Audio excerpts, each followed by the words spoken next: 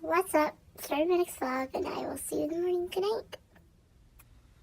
It's beginning to look a lot like... the white man's still telling a black man what to do. That's nice, huh? Here at number 5 this week in the top 10 is your friend and mine, stuttering... Eeny, meeny, miny, mo. Suck my dick.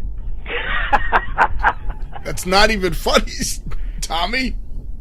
Wait a minute. Can you hold on a second? Yeah.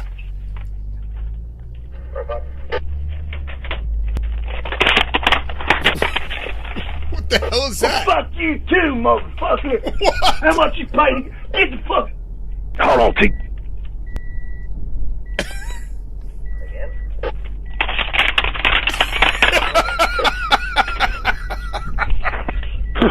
Oh, shit.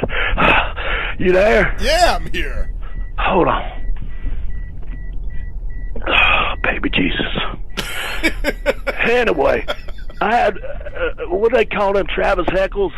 Heckler? You had a heckler? Yeah, this guy was all wise ass, so I hit him with it, man. That's like, you're saying like, you ever lock up and put somebody in a hip toss or a hot bar?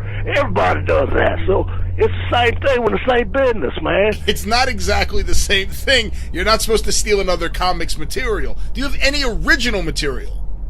Well, I got my closer. Let's hear your closer. Jack and Jill went up the hill with $1.25. Jill came down with $3.75. Wait, what? wait, hold on. I know this is an Andrew Dice Clay joke, but part of the joke is that the sums of money that Jack and Jill have add up. You just added an extra $1.25 into the mix.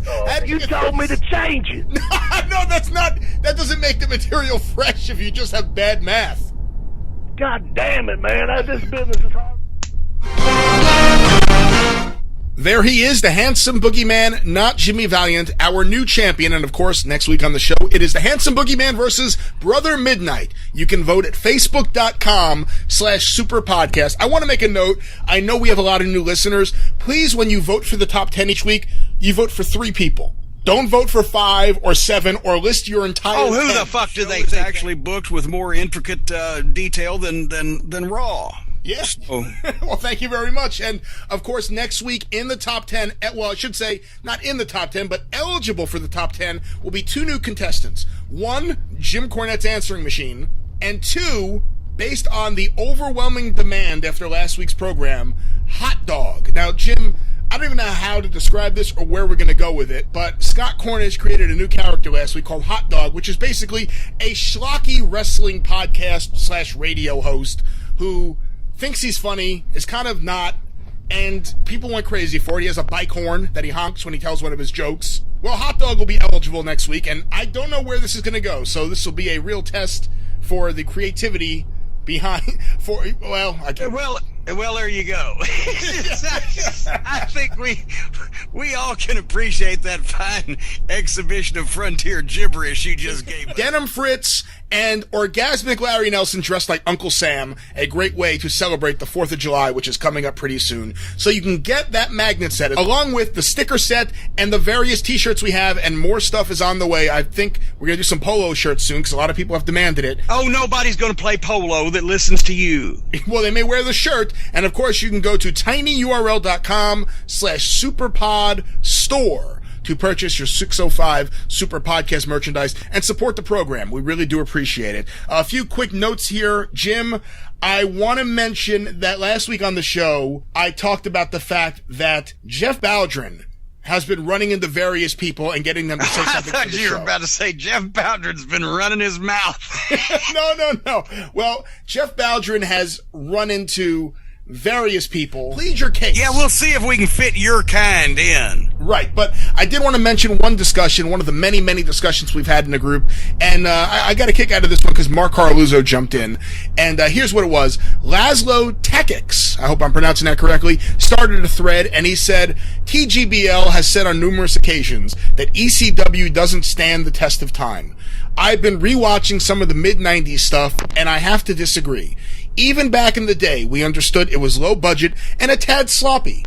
But a lot of what Public Enemy, Terry Funk, Sabu, Shane Douglas, and others did is still worlds better than today's WWE and North American indie scene. My suspicion... Oh, well, but now that's such a low bar. It's like being the nicest guy in prison. It's not really fair. But no, obviously those guys did some good stuff. It just, and you had talked more about the flavor of ECW, just the style of sometimes of their production. I attended ECW shows the same weekends I would hang out with Dennis. When ECW was good, I liked it.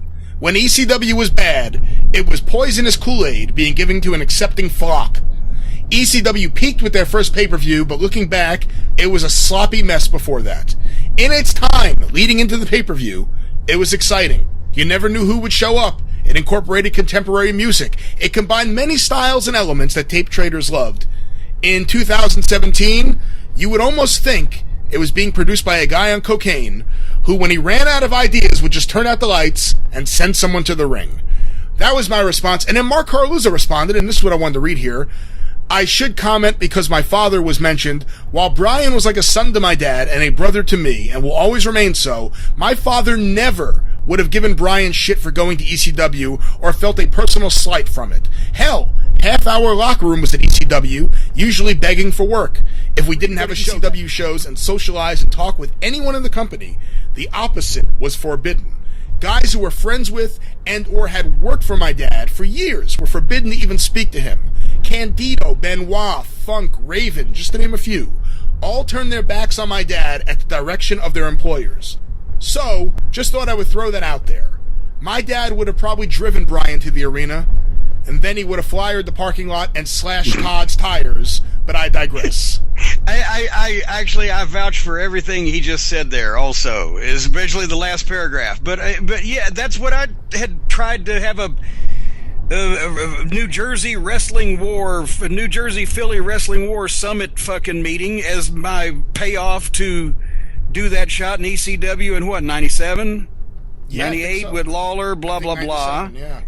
I said, let Dennis's guys work for you on their days off. And to not let people work on his shows when they weren't booked or anything like that. And there was issues with Todd, but there were issues with Paul too. And I don't even know exactly why they started. There's footage of them joking around with each other at the Memphis UAWF convention in 1988.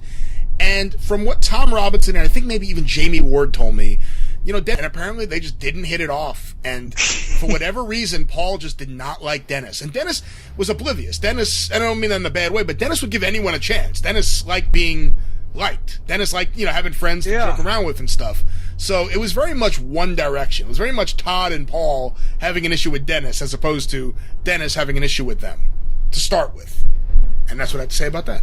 Well, there you go. Moving along now, I have a very special segment here. Moving.